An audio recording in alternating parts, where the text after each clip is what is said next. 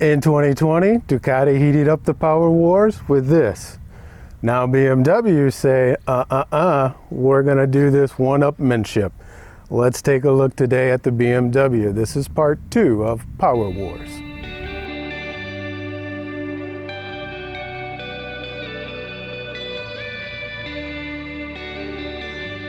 Hi guys, yeah, it's the M1000R, not just any M, it's the competition packet on this.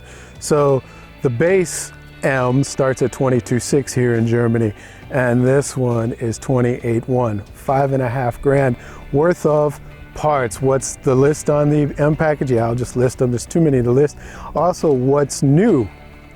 The difference between the S1000R and the M1000R. Again, I'll just put up a list and you guys can pause and read everything that is updated. Now, on to the Power Wars, shall we? Yeah, we got to take a look. Who's number one now? I have the Super Nakeds arranged by power. Of course, 154 kilowatts. Then the Street Fighter, 153. You notice I do not have the Brutale 1000R or the Rush 1000, both by MV Agusa. Just too difficult to attain, and double the price of these things if you try to get one. But then you look below the Kawasaki, starting with the Speed Triple there. And we're entering the sweet spot for the Super Nakeds as far as road ability. Not track, road, street. And you go all the way down to the S1000R. So that 162 to 177, I used to, notice I said used to, call the sweet spot. I don't anymore, not after riding this bike. Let me give you a heads up. Dominic Blas, the product manager, said we kept the power down on the S1000R, but everybody else was going up. So we said, let's make the strongest naked bike in the world. They have. We wanted to have one insane bike, and that's this. 10 years ago, it wouldn't have been this possible with this much power. But now, with electronics, as it is as rideable as the S1000R. That's a very strong statement. Less experienced riders shouldn't be scared. This bike is easy to ride. I could not agree with you more. Even though it has this much power, now after riding it, I agree. This bike is so tractable, so likable, so approachable, so almost shy, bashful. And it doesn't give it to you unless you ask for it. The Ducati Street Fighter is always asking for it, give it to me, give it to me, give it to me. And I rode an 800 Brutale 5 years ago, and that monster, that 800cc motor was always same thing, give it to me, give it to me, give it to me. This is not. I'm surprised. So, because it's so rideable, how is this powertrain on the street? So let's do it. Let's do it.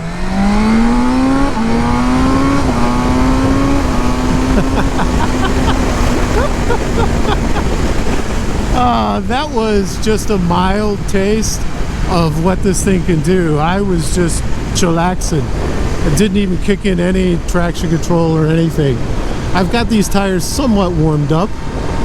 It's 21 degrees right now, so that's okay. But this shift cam motor has power right here at 4,000 RPMs. And once you get to 5, it's pulling your fillings out. There you go.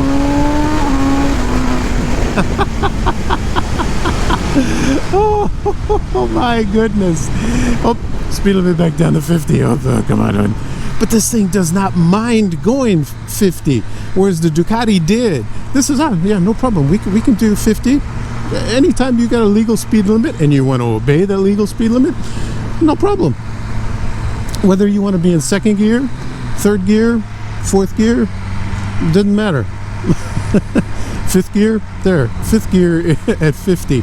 Yeah, does not mind. Whereas the Ducati, I'd be shaking and the fillings out of my teeth. Now, the speed limit's going up to 70 in fifth gear. Let's just roll on up to 70. Oh, nothing. Look at that. Just boop, I'm there. Whereas the Ducati would have a problem with that. This is why I'm loving this powertrain. This shift cam motor, with this quick shifter, spotless, spot on. 2 thumbs, way up. Boom, way over the Ducati. Gorgeous finish here with and especially with these semi-active Marzocchis. Yeah, look at there. Gorgeous. On 320 mil disc, and these are Nissans, the M branded monoblock. So with the S1000R, you will get the Hayes dual, not the monoblock caliper. I did like these. Here, 117 mils of travel. Again, it's a Marzocchi into the BMW electronic ESA suspension, and a 1-piston Brembo here on a 220 disc. Also, you see this Akrapovic. You can lose 2.7 kilos if you go titanium all the way up to the headers up there. And that is a savings of 2.7 kilos lighter. But that's gonna cost you 2,100 euros more. So this bike, as you see it here, costs 28,100. Add 2,100 to that if you want to drop another 2,100. But this already has the carbon rims here. And so how does this chassis with these lighter rims, which are 1.7 kilos lighter than the already M forged aluminum? So this is the competition package. It comes with that. How does this bad boy feel on the street?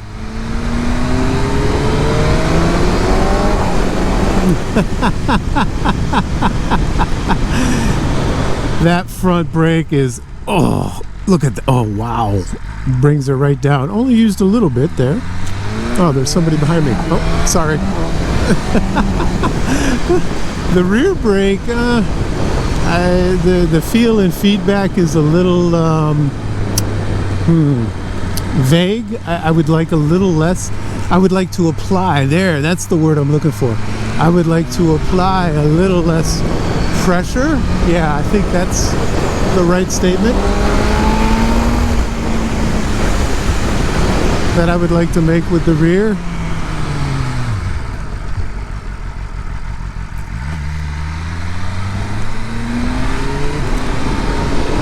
But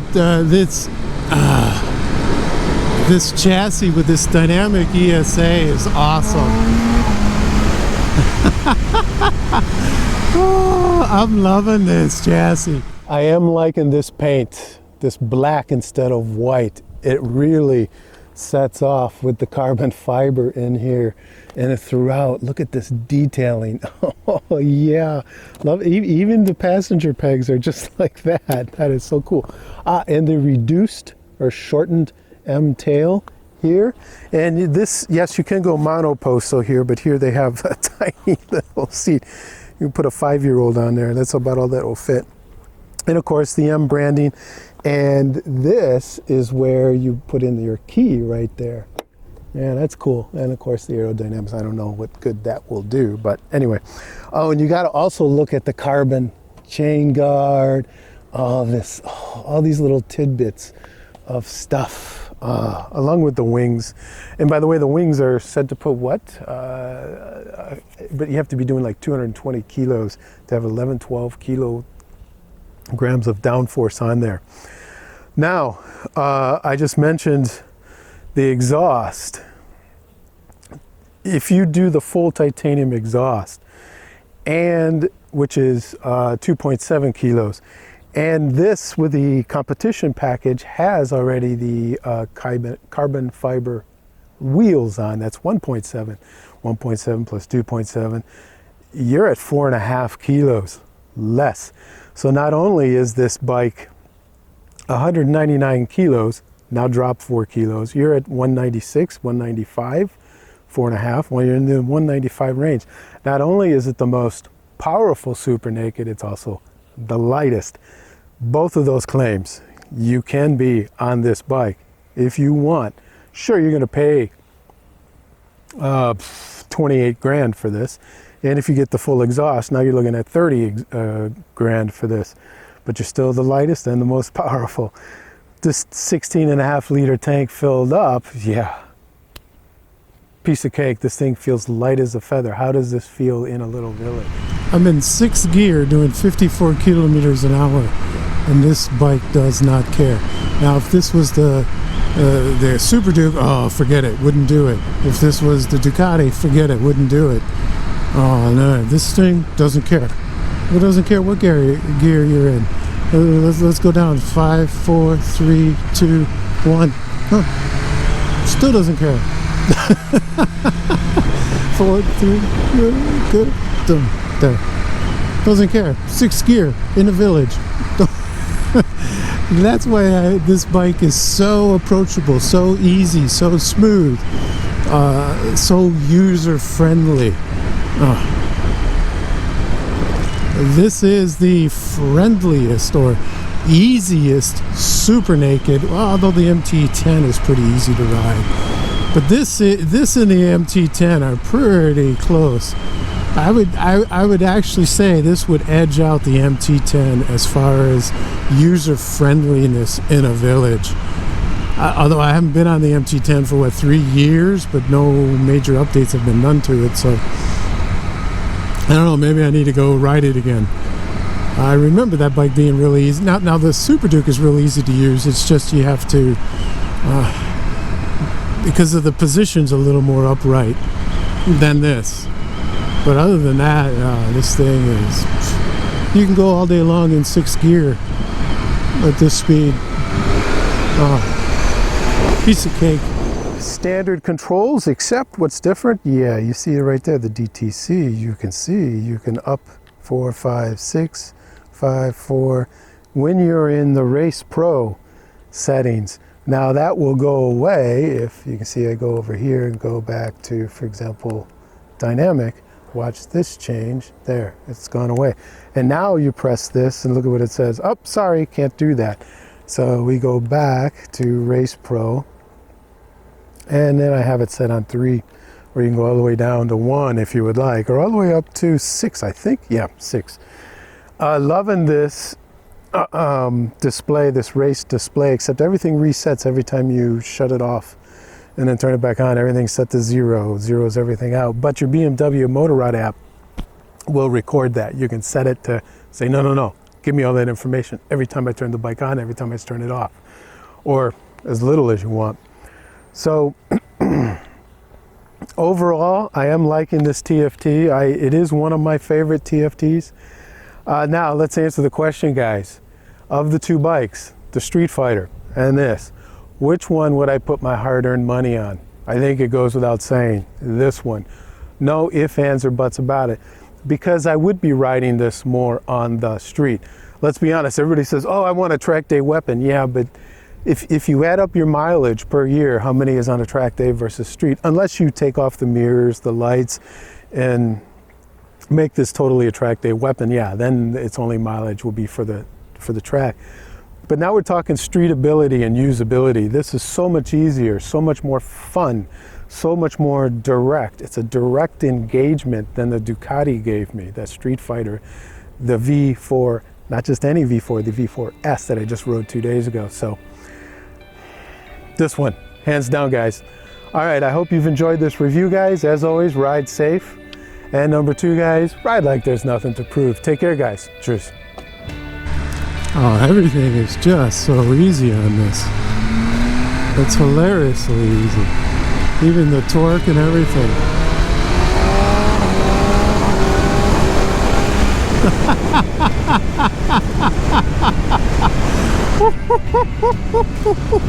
Oh, this is so much easier to ride than the Ducati. I would buy this in a heartbeat. No ifs, ands, or buts about it.